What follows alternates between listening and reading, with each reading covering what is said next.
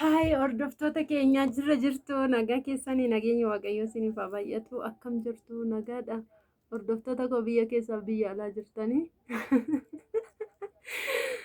nagaa keessanii waaqa baay'ee tokkoon si yaada jechuudha sababiin baduu kooti immoo waayifaa hin qabun ture waayifaatu naalaa badee jechuudha waayifaan safara keenyaa wanni bira teelee bira jijjiiranii teelee osoo hin taane kunoo jira miti muktisaa isa jijjiiranii ani immoo hin beekne akkanumatti taa'aa ba'e bakka noormaaliidhuma akkuma duriitti hin dhufa jedheeni eegaa ba'e amma eegee dadhabee naanan teelee geessinee gaafannee jechuudha achumaan isa kanarraa akka biraatti jijjiiramee jira jedhani jechuudha waaqa baay'een si yaade xiqqoo inni mimmisa garuu hin beeku waansa dimimmisaa jira jechuudha.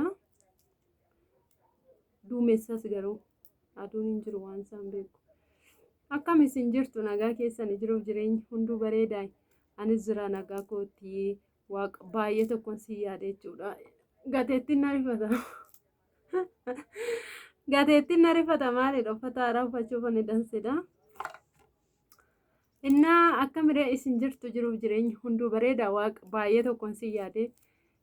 Miidiyaa irras galeen beeku waatsaappii irras galeen beeku waan hundumarra galeen beeku intarneetiin naalaa badeetu jechuudha kaleessa naa deebi'e jechuudha intarneetiin amma immoo akkuma argitanii si yaadee naana maaliif qoyii baay'een si yaadee maafaniin jedhuunii jedheetananii dhufe jechuudha simbira innaa hordoftoota koo waaqa baay'ee isaan si yaade akkami isin jirtu nagaa keessanii miti.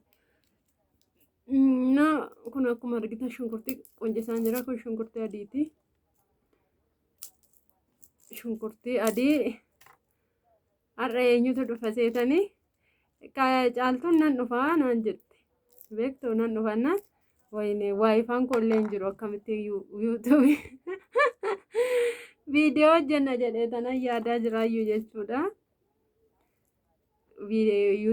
Kaameraan koo intarneetiin koo kaleessa naa deebi'e jechuudha.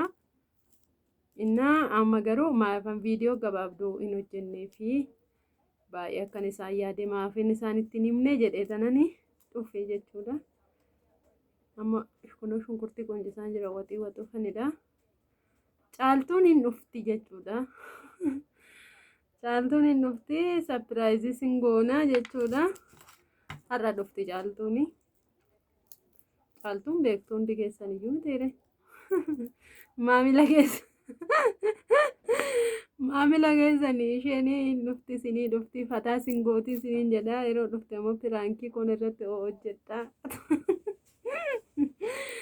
innaa akkana isiniin jedha hordoftoota keenya kunoo caaltuun hin dhufti jedhee tana waxii waxaa jira qilleensadha qilleensi baay'ee bubbisa dhugaa shiroo miiccee barbarees biteera garuu isiniin agarsiisa aduun naa ba'uu dide jechuudha dhugaa waaqa baay'ee na aarsaa irra jidduu kana waan ta'e aduun ba'uu dide ani barbaree biteennan aduun ba'uu dide nama ajaa'ibu garuu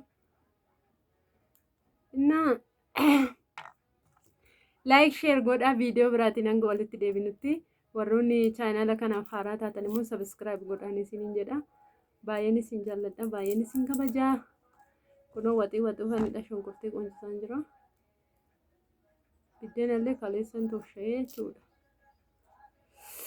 innaa bakka caaltuun yoo dhufte caaltuu faana viidiyoo biraatiin dhufnaa jechuudhaan ishii yeroo isheen dhuftutti bakka akkana isiniin jedhaa laayik sheer godhaa baay'een isin jaalladha baay'een isin kabajaa baay baay